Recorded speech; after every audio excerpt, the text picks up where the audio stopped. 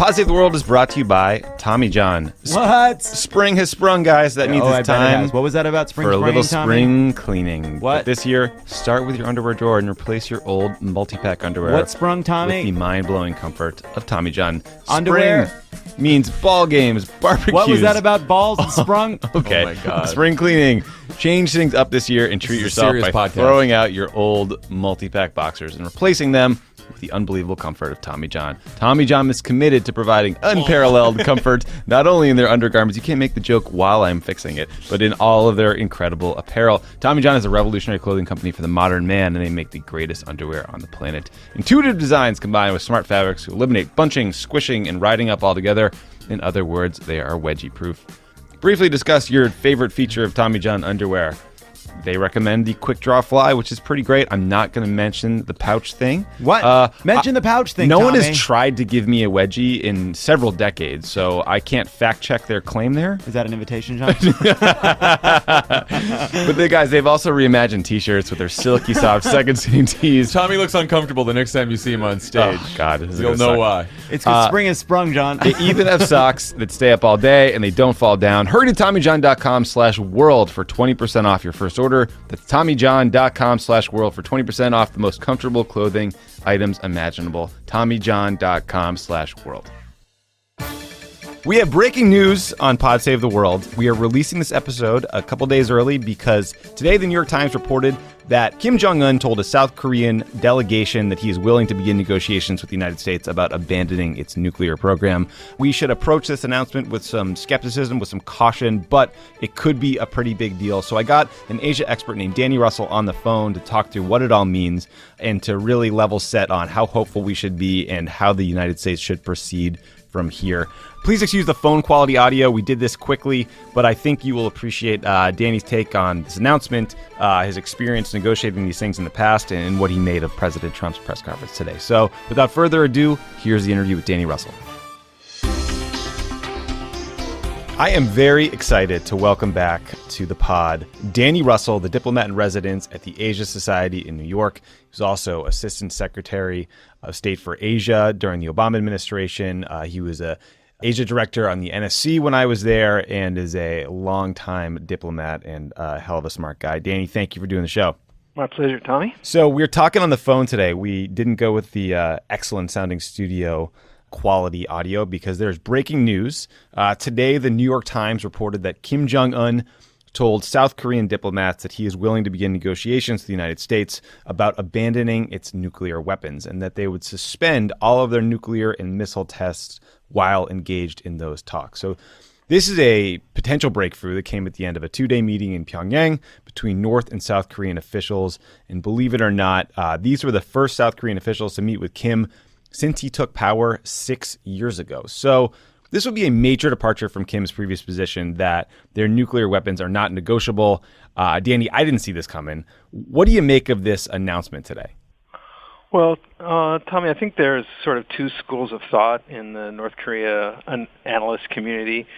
You know, one is that Kim Jong-un is basically Lucy with a nuclear football. Right. And, you know, Charlie Brown or President Moon of South Korea or Donald Trump, for that matter, can take another run at the football and try to kick it, but he's going to wind up flat on his ass like every other time. But then there's another school of thought that thinks maybe like Bambi and Thumper and the Care Bears must have staged an intervention with Kim Jong-un, and Kim woke up the next morning and decided that, you know, he wanted world peace and to give up all his nukes and so on. That possibility, as far as I know, hasn't been confirmed yet by U.S. intelligence, but the Bambi scenario is probably the most plausible explanation if you think that the clouds have parted. But, you know, joking aside, you know, there's always going to be a cynical view of North Korea. There's always going to be a hopeful or wishful or even naive view of North Korea. And it's important. It's as important not to fall into cynicism so that you miss an opportunity as it is to avoid falling into some of the obvious traps that the North Koreans laid. But look, this is super early innings, and you know, it is a good thing that Kim Jong-un is finally meeting with somebody that's kind of not in line to be executed, not one of his flunkies. He's met with very few foreign officials or dignitaries. That's a good thing. If it's true, and at this point, we've got the Moon government somewhat hopeful interpretation of what they think they heard. Mm-hmm. And if they heard what they think they heard, that sounds like a pretty profound reversal of Kim's fundamental principle of not relinquishing his nuclear sword and shield, like you pointed out. But if he is even hinting at this, yeah, that's a good thing. But I'd say it's far from convincing that we're on the path to some kind of peaceful settlement or credible negotiation. Yeah. We've got to put it to the test.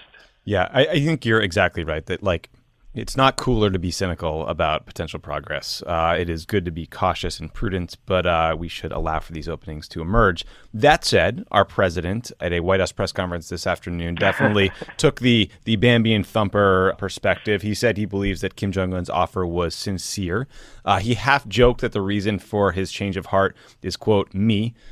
Kind of funny. And then he went on to not joke that this was because of pressure from sanctions and help from China. Is that a fair assessment? Well, he also told the Gridiron Club apparently that he'd gotten a phone call from North Korea recently, which was half true because he got a phone call from the president of South Korea, distinction worth noting perhaps. Look, it is to be hoped that the kind of corrosive effect of the sanctions over the years in aggregate and the improved enforcement in recent years driven by North Korea's egregiously bad behavior is starting to have an effect. The whole point of the strategy that was pursued by the Obama administration, and despite denials, is actually being pursued by the Trump administration. It's the same basic approach of applying sanctions, bolstering deterrence and defense, tightening cooperation, coordination with allies and partners, and trying to keep the door open to diplomacy.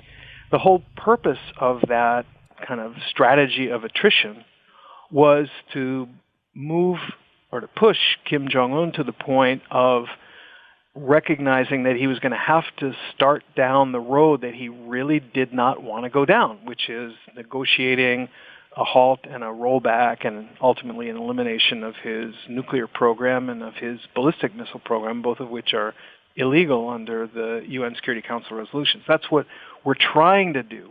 But this is at most a first tentative early signal that maybe, just maybe, he's looking for some relief. Yeah. And if we start, swinging for the fences at this point, we're going to strike out, I predict. I mean, the thing to remember, Tommy, is that what's happening now is Kim Jong-un's play. I'm sorry, but it's not President Trump's play. It's Kim's play. He's the guy who got up on New Year's Day and rolled out this offer of deploying a joint team to the Olympics and of inter-Korean dialogue. He's the guy who suggested maybe a summit would be possible. Why don't we're going to send envoys to Pyeongchang to the Olympics. You can send your senior envoys to Pyongyang. This is his agenda. He's driving the action. And if you take a step back and look at what has been the tradition, the playbook under Kim Jong-il, the playbook under Kim Il-sung, you can see some similarities. So, driving up the fear factor, bringing it to a crescendo. And when it gets to the apex, playing the, hey, maybe you can make the pain stop game and, release a flood of endorphins in the bloodstream of South Korea and the U.S. and Japan and so on. Like, this is a pretty familiar overall pattern. I'm not saying that it wouldn't be possible to make something of this, and I'm not ruling out the possibility that we can use this as an opening to begin to get something going. But we should be mindful of the fact that there are more steps to the North Korean square dance than just these two, because usually it goes on to demand more and more concessions from the West without giving up anything in return, start getting to the point of being ridiculous where we put our foot down, and then suddenly, North Korea is the aggrieved party again, it's the American hostile policy, back to the escalatory phase, and now we're seeing ICBMs, now we're seeing nuclear tests again. He wants to be bought off. And so what we may be starting is the haggling phase. And that means that it's very important, because the Koreans are, by and large, pretty good negotiators. It's very important that we stay firm and focused on what North Korea has to do, ultimately, to be able to get out from under sanctions and to avail itself of the many good things, diplomatic normalization, economic aid, peace treaty, and so on, that the U.S. and ROK, Japan, and even China have on offer. Right. So you made an important point, which is you don't want to try to hit a home run and strike out and end up getting nothing done. And I've heard Ash Carter, former Secretary of Defense, make a similar point, that the way you conduct diplomacy with North Korea is to have sort of small, specific, concrete steps, right? So I say that as a caveat to the following question, which is nitpicking at all these details, because a moratorium on missile and nuclear tests doesn't mean that North Korea would have to stop building more nuclear weapons, right? Which makes experts concerned that this could be a way to buy some time while they increase their arsenal. Is that a deal breaker, or should we be cool with the progress that this deal would constitute, even if it meant them, increasing the aggregate number of nuclear weapons they have? Well, Tommy, in isolation, a moratorium is a very good thing. You do definitely want North Korea to stop testing. As you are pointing out, the testing is the 1/5 of the iceberg that's above the water, and the rest of the program continues unabated unless there is inspection by the IAEA, et cetera, and pretty stiff provisions. And those are provisions that in the past have tanked efforts to reach and sustain a deal. So a moratorium, while talks are underway, is a necessary condition, but it's not a sufficient condition for making real progress and making real headway. Look, North Korea, in my view, doesn't want to wage a nuclear war. It wants to, in the first instance, if it can swing it, negotiate a rental deal where we basically pay off North Korea month to month, week to week, to tamp down its misbehavior and not to scare the horses. With their nukes on layaway? Right, exactly. Okay.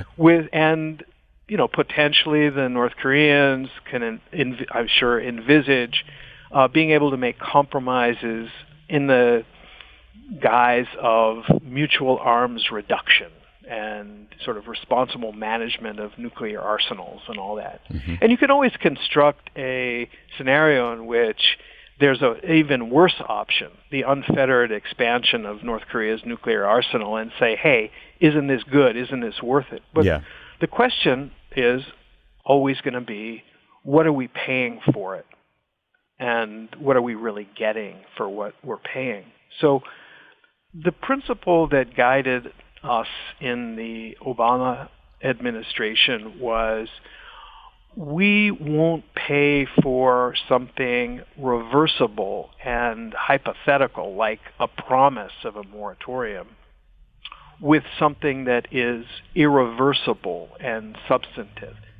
But if North Korea will do something, will take an irreversible step to walk back its nuclear and missile programs, to begin coming into compliance with the Security Council resolutions in a way that can't be just switched back at a moment's notice, then for sure we want to respond positively. Right. It's the difference, Tommy, between trying to bribe North Korea, what I call a doggy treat, right? I mean, if North Korea takes a step in the right direction, we should respond positively. But we should not be paying North Korea or bribing North Korea to forego the next provocation. That's just a losing proposition. These analogies are working on me because I have a 5-month-old puppy, and I get it. Lots of treats. Please don't poop in the house. It all makes sense here. Exactly.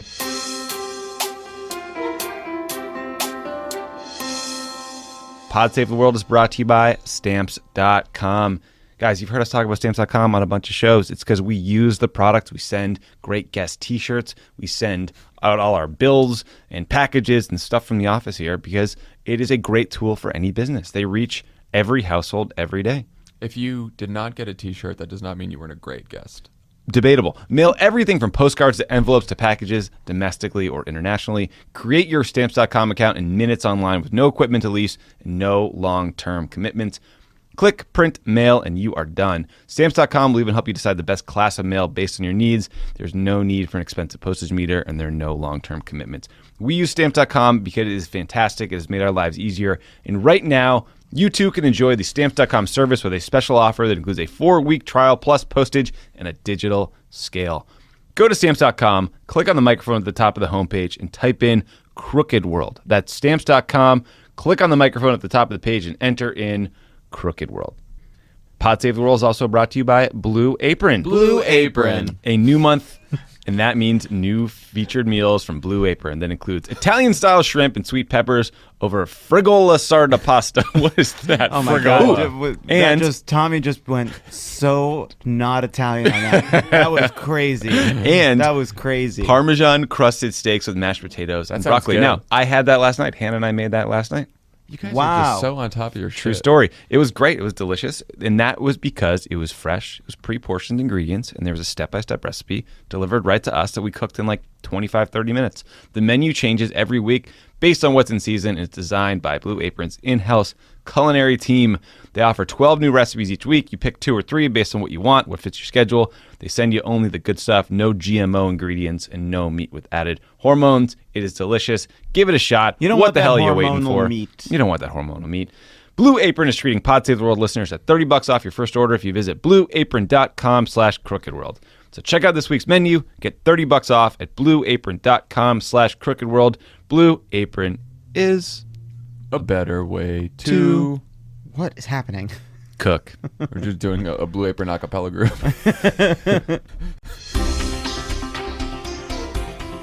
Mark Landler from the New York Times broke this story, so a lot of credit to him. And in that piece, he talked about the fact that the U.S. and South Korea do these big annual joint military exercises that piss off the North Koreans and the Chinese really to no end. They hate it, and in fairness, it kind of looks like we're preparing an invasion, so I get that.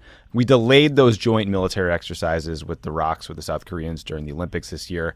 I was surprised to read in Landler's story in the New York Times that apparently Kim Jong-un didn't demand that the exercises planned for April be suspended again. That is another seemingly remarkably flexible position, no?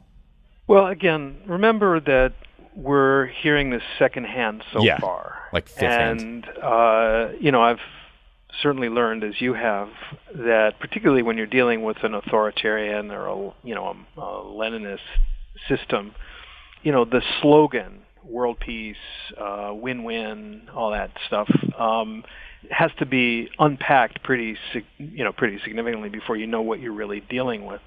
So are the South Koreans kind of putting an optimistic gloss on traditional statements by North Korea that, hey, if only America would give up its hostile policy, then, anything is possible. Who knows? Mm-hmm. Maybe that translates into South Korean as, okay, we're ready to give up our nuclear weapons.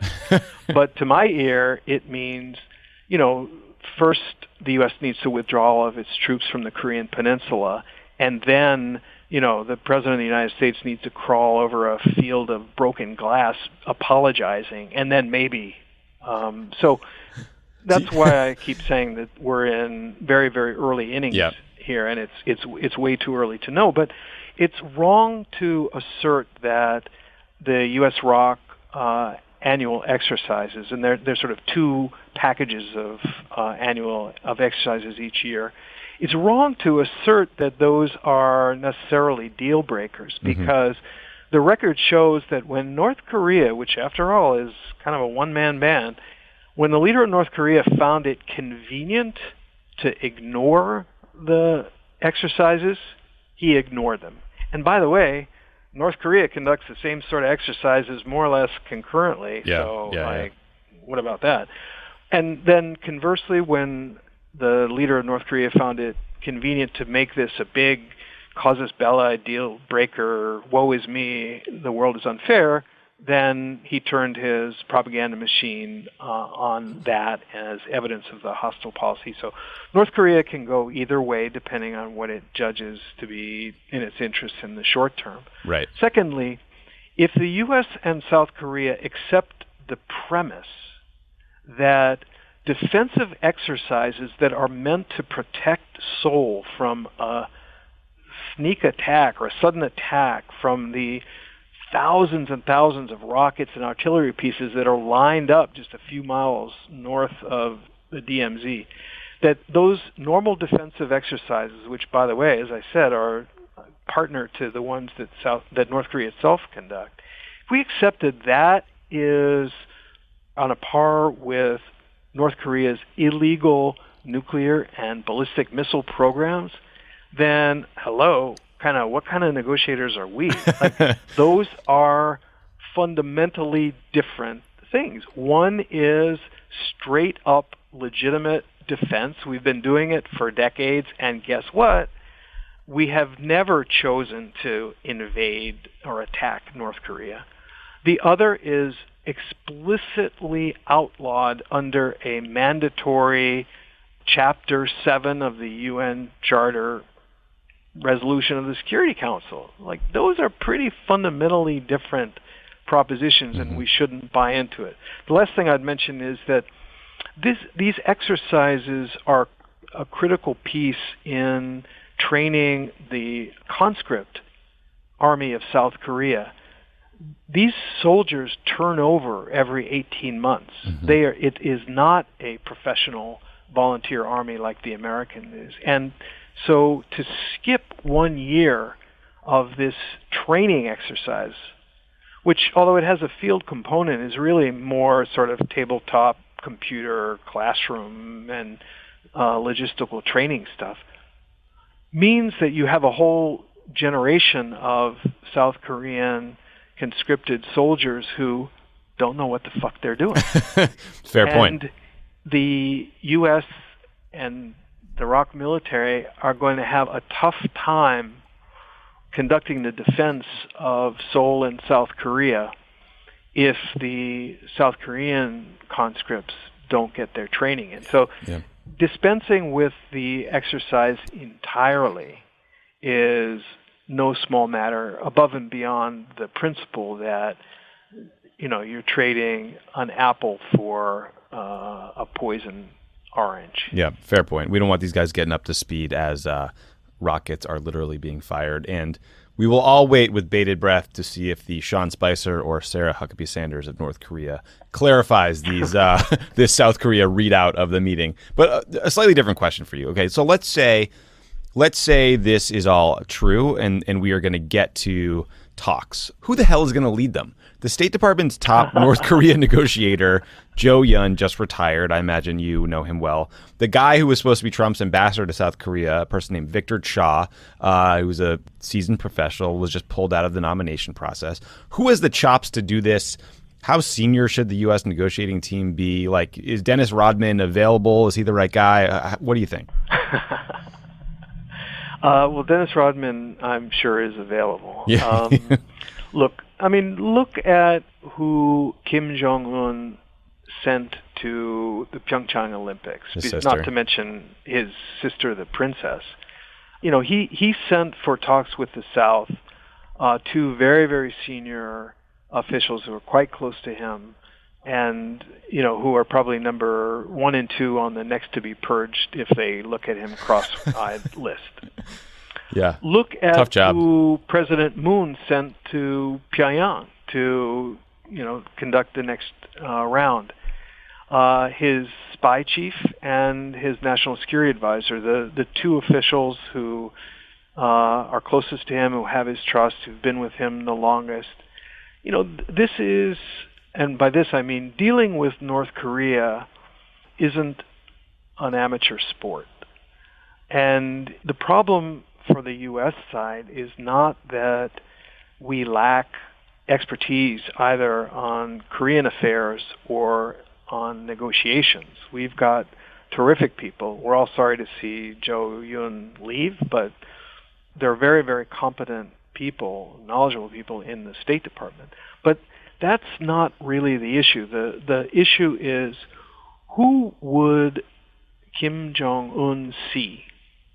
And for that matter, who would Moon Jae-in, the president of South Korea, see as incontrovertibly, credibly, authoritatively representing the president and the government of the United States?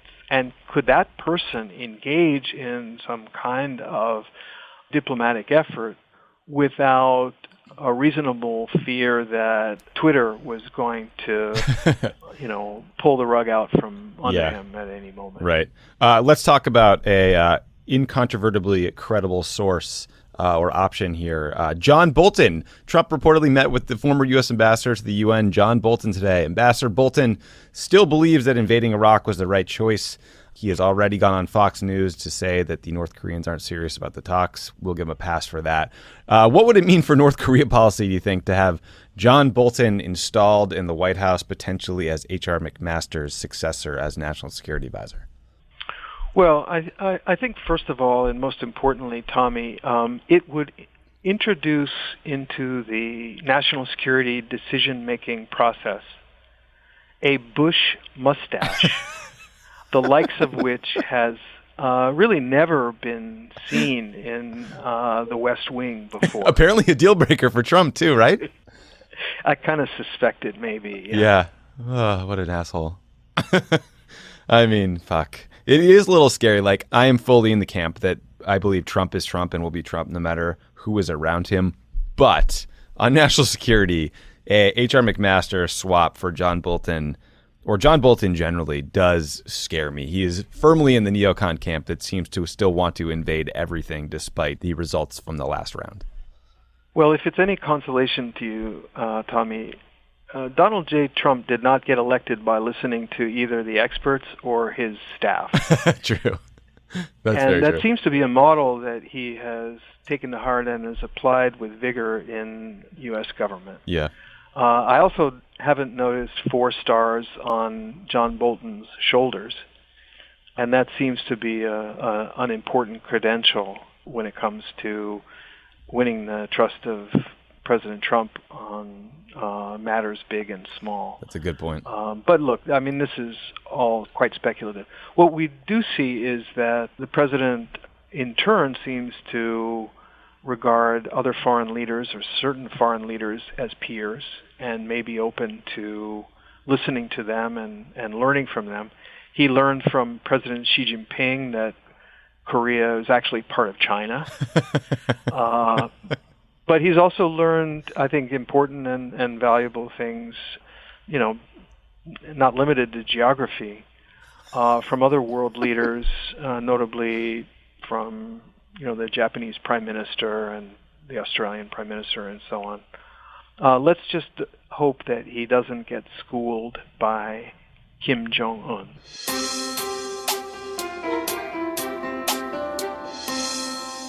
Pod Save the World is brought to you by ZipRecruiter. Every business needs great people. Just look around Crooked Media. That's why we're doing okay. And it's a better way to find them with ZipRecruiter. There's something better than posting your job online and just praying for the right people to see it. ZipRecruiter knew that there is a smarter way, so they built a platform that finds the right job candidates for you. They learn what you're looking for, they identify people with the right experience, and they invite them to apply to your job. These invitations have revolutionized how you find your next hire. In fact, 80% of employers who post a job on ZipRecruiter get a quality candidate through the site in just one day. One day? That seems impossible. Well, John, they didn't just stop there. They even spotlight the strongest applications you receive, so you never miss a great match. The candidates are out there. ZipRecruiter is how you find them.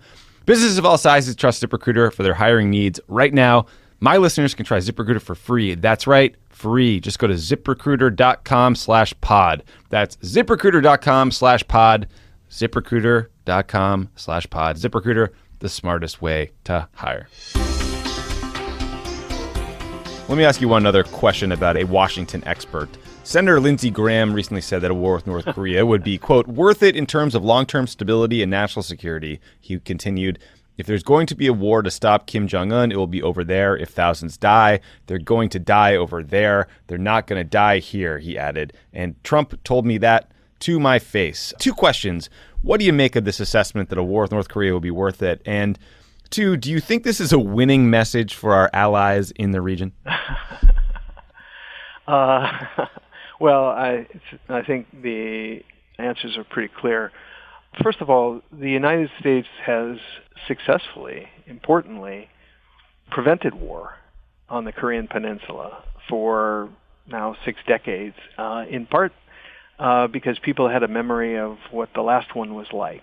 And we should be mindful of the warnings of credible senior U.S. military officers, current and former, who warned that the First Korean War would look like a cakewalk compared to what we would face if we did battle on the Korean Peninsula again. Now, I'm not suggesting for a minute that military options should be or are off the table. They can't be. And no president of the United States can be sanguine in the face of a North Korea that's moving at breakneck speed towards the capability of being able to deposit a viable nuclear weapon on U.S. soil via an ICBM.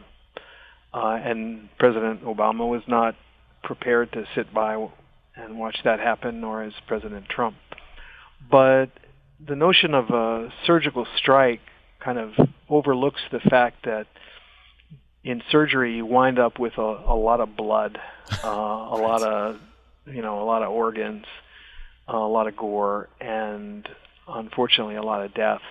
And the over there part not only undermines the important deterrent capabilities of the United States, which is really what's stopping Kim Jong-un from actually drawing blood, but it also misses a very fundamental point, which is we're over there too. Yeah, no kidding. In addition to 28,500 American servicemen and women who are stationed in the Republic of Korea and have bullseyes on them, there are hundreds of thousands of American citizens who live in Seoul alone. And then when you get to Japan, the numbers go up significantly, and the notion that we would absorb hundreds of thousands of casualties of our allies and of our citizens, and that we wouldn't rush to the rescue, just beggars belief. It's not true. Yeah. It's not. So I can't speculate what was in Senator Graham's mind when he says this. Some people think that you can out-bluff Kim Jong-un, that you can do the Gila Monster act and puff up, or the Nixon crazy man. But as I've said before, you're just not going to succeed in out-crazying Kim Jong-un. Yeah. We have too much to lose. We've got a track record that proves that we care about human life and human dignity, and that is something that he will use to his advantage. Yeah. It's just such a glib, stupid comment. It's like if I'm a U.S. service member living in the region, or if I'm one of our allies, and I read something like that, and then I realized that this is supposed to be one of the serious people who's providing what little check there might be on Donald Trump from the Republican Party, and he's recently turned into his golf buddy, it would scare me a little bit. But this is just my hobby horse. My final question for you, I just want to switch gears a little bit. The Communist Party of China did away with the 10-year presidential term limit recently, paving the way for Xi Jinping to be president for life. They said the reason was because the people demanded it. Is this a big deal, Danny? Like, what do you make of this from your seat up there in New York? I mean, I'm not the world's authority on the Chinese Communist Party, but it did not come as a giant surprise to me that the guy who has dispensed with collective leadership, who has used an anti-corruption campaign to eliminate, literally and figuratively, his rivals, who has begun a program of direct authoritarian control over all aspects of Chinese life within and, frankly, beyond China's borders, that this guy wasn't planning to commit to retire at the end of his second term. It's a little surprising to me that it has generated apparently quite a bit of turmoil and some backlash within China. I had maybe foolishly assumed that people generally saw this coming. Mm-hmm. And I admit to not having been sufficiently erudite to have realized that this decision would have to be made now on the cusp of the first meeting of the National People's Congress at the very beginning of Xi Jinping's term. I think I just sort of carelessly assumed that it would gradually become clear that he wasn't going anywhere. Yeah. But his firm control, his one-man rule, his centralization of power, his kind of cult of personality is pretty evident just by the freaking gift shop in Beijing airport, where you can buy an Uncle Xi cup and saucer as if it was the 50th, the golden centenary of, Queen Elizabeth. That sounds cool. I'd like one of those. If you're over there. Well, we only have 40 more years to go, Tom. That's good. Good point. I guess get them while supplies last. Danny Russell, thank you for bringing decades of experience dealing with North Korea and all our allies in the region, a sense of humor, and a sober but not wholly unoptimistic take on what's happening here on this breaking news day on Pod Save the World. Thanks again, man. Well, thanks, Tommy. I'll admit that this is the first time I've been accused of being sober, but I'll take it. A story for another day. Thanks again for tuning in to Pod Save the World. If you like the show, please rate and review us in the iTunes store, and please check out the Pod Save the World Facebook page for more exclusive content. See you guys.